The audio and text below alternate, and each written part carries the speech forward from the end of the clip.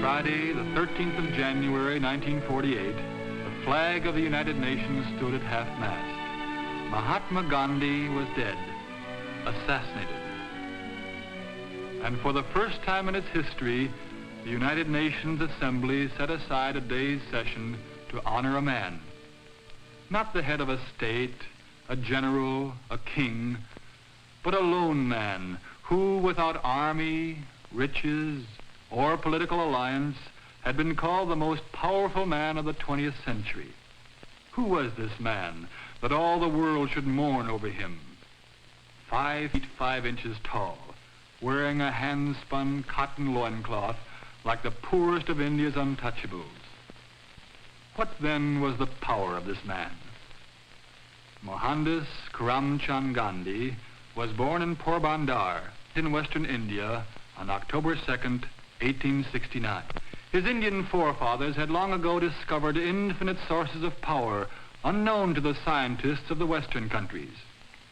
This force is to be found not in chemistry or physics, but in the spiritual nature of men. The Indian people call this power the Atma.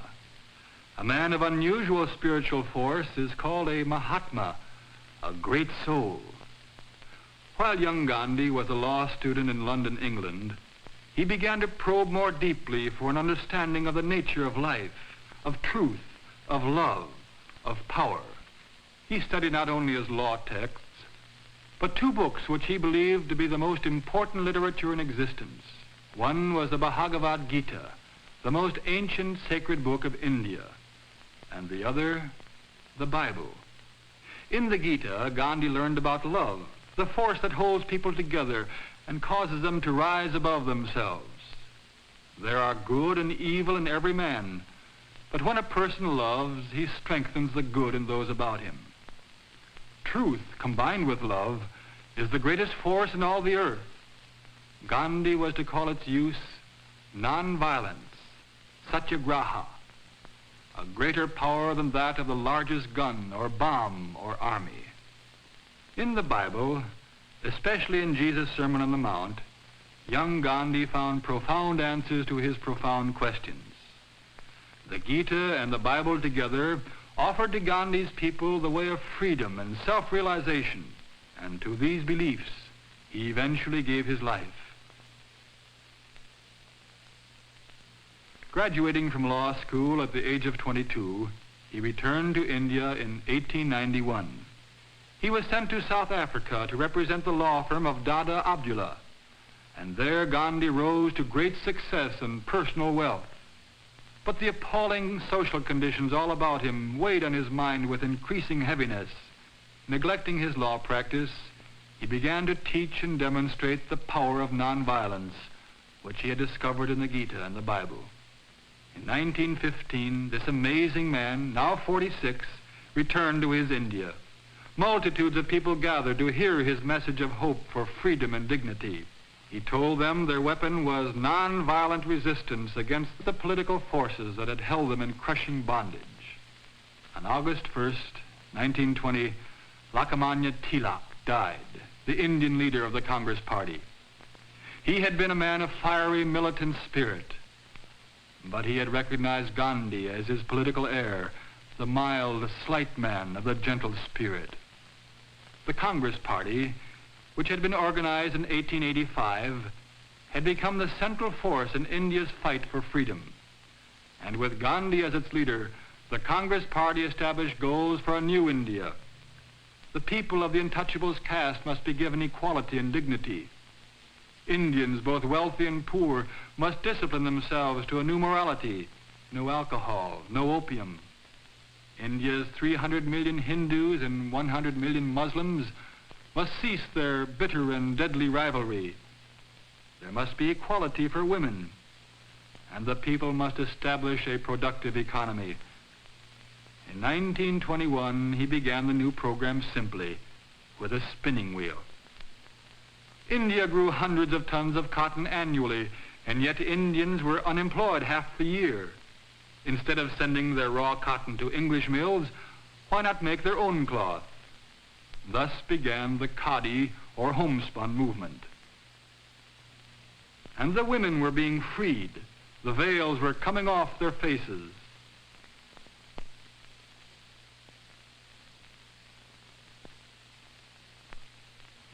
At the Madras Congress, there were clear signs of India's new self-discipline and self-confidence. Gandhi came, his hands pressed together in the Hindu greeting which means, "My love and reverence to the God in you." When the 1928 Calcutta Congress convened, India was boycotting British goods and refusing to take jobs with the English government, but under no provocation did an Indian harm an Englishman. In 1930, Gandhi told the people about a letter of protest he had written to the British Viceroy, Lord Irwin. In the letter, he had voiced the Indians' bitter complaint about the type of British rule which reduced them to political serfdom. Great Britain has even taken from the Indian the right to make his own salt from his own sea, and yet Britain levies a tax on that salt when the Indian then has to buy it. Let there be a conference to discuss these many wrongs, he pleaded. Otherwise, he must try to point out to the British the evil that they did. He and some of his friends would do this by a non-violent march to the sea at Dende, where Gandhi himself would break the salt laws. The Viceroy answered through a secretary. No conference. On March 12th of 1930, at 6:30 a.m., a slight man, 61 years old, clothed in a homespun loincloth, moved against the British Empire. With 79 disciples, he started a 200-mile walk to the sea. Others began to join him. The Viceroy and other statesmen watched with curiosity. Still greater crowds joined him. From all over India they came. Journalists from other countries were flown in to report on this march, this protest, this feeble and farcical protest, this far-reaching and fearsome protest. Each day he stopped for an hour to spin. He spoke to the crowd saying, "If any violence is shown against the British, then no matter what ends are gained, the march will have failed." On April 5th, they reached the sea. Then Gandhi marched into the sea, and from it he took a pan of water to be refined into salt. All along the shores of the sea, thousands moved in, each with a container to take out the water, distilling it, gathering the salt in great mounds. Soldiers came and confiscated the salt, but even yet more was distilled. Gandhi was arrested. People across the world, even the American and French governments, spoke out, questioning the British action. In India, millions of people demonstrated their impassioned protests. Soldiers and police sought to quell the multitudes with riot clubs. Still, no hand was raised against the British. On January 25th, 1931, Lord Irwin announced an end to the salt laws, as well as the release of Gandhi. The Karachi Congress appointed him to represent them at the Round Table Conference in London. He sailed from Bombay on August 29th, an infectiously happy man. In England, he attended the Round Table Conference of 112 delegates, most of them appointed by the Viceroy. As the meeting progressed, Gandhi realized that only division was being cultivated. Instead of a united India, plans were being discussed for a separation between Muslim and Hindu and Sikh and Untouchable and Parsi and Indian Christians. Meanwhile, in India, During Gandhi's absence, the new viceroy had made arrests without warrant, had suspended court trials, had outlawed political organizations and meetings, had seized property, had jailed 100,000. Gandhi returned to India. His wife and young Jawaharlal Nehru and the numberless followers of Gandhi now call him Bapu, the father. Bapu began his work immediately. His first consideration was for that part of the great Indian family called the Untouchables. For thousands of years they had been ostracized, but Gandhi ignored this strange mandate of the culture, and he gave them a new name, Harijan, children of God. The British, however, perpetuated this ancient tradition of separating the Untouchables by insisting that they have a separate vote in governmental matters. Gandhi now vigorously expressed his opposition to English treatment of the Harijan. And on January 4th, 1932, all India heard that he had been put in jail. Then they heard that Gandhi had gone on a fast. In the face of seething unrest throughout the land, the government took action. The 3,000 years of the untouchable segregation was brought to an end. But Gandhi recognized that official legislation would not be enough. Released from prison in September, he set out to change the heart of tradition-binded India in its attitude toward the Harijan. The Congress Party's program to shape a new India was slowly proceeding. The people were spinning their own cotton. Many of the oppressive British laws had been changed. The women had been given equality. The untouchables had been freed.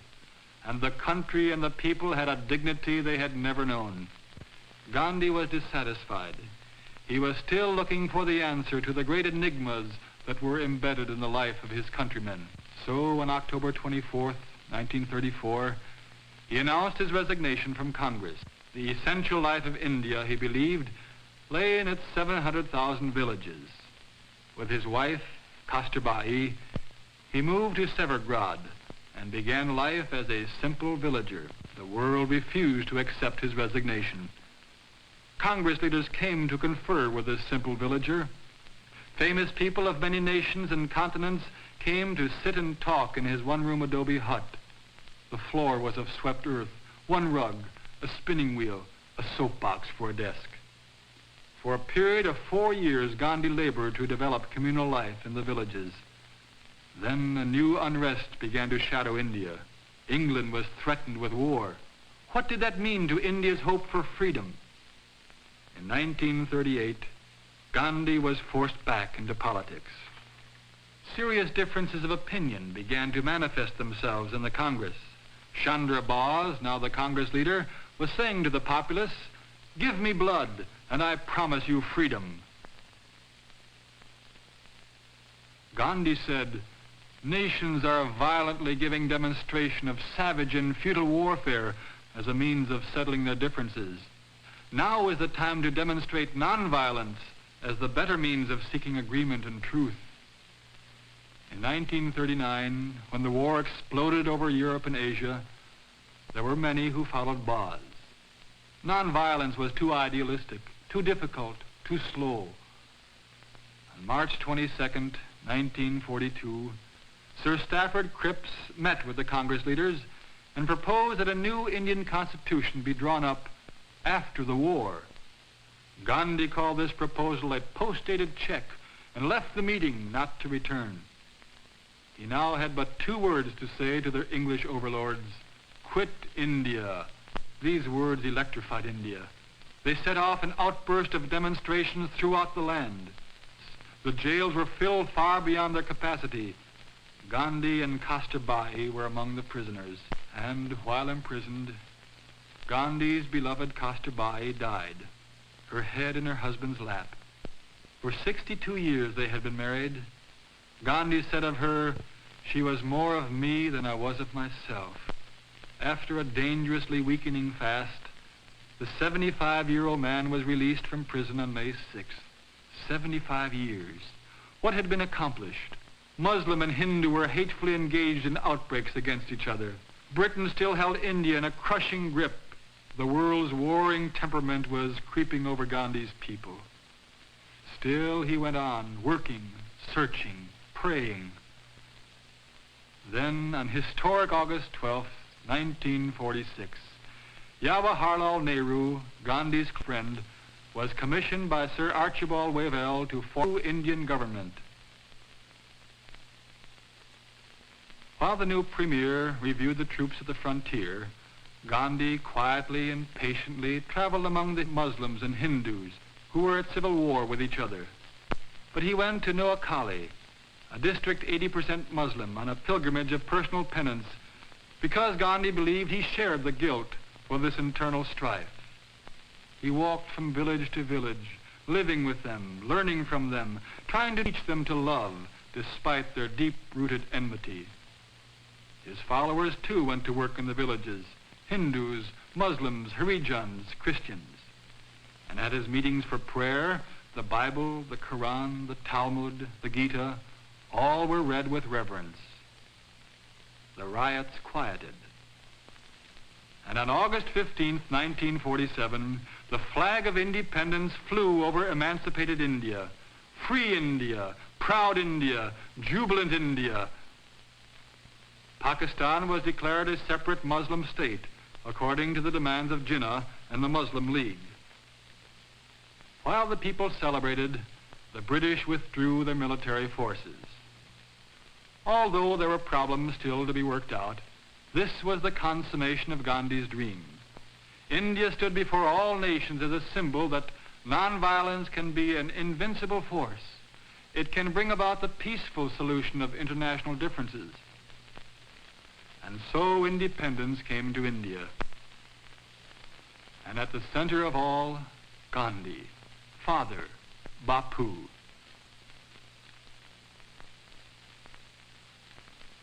But Bapu was not at the festivities. He had spent the day fasting and praying. There was still much work to do. He was growing old. His days were drawing close.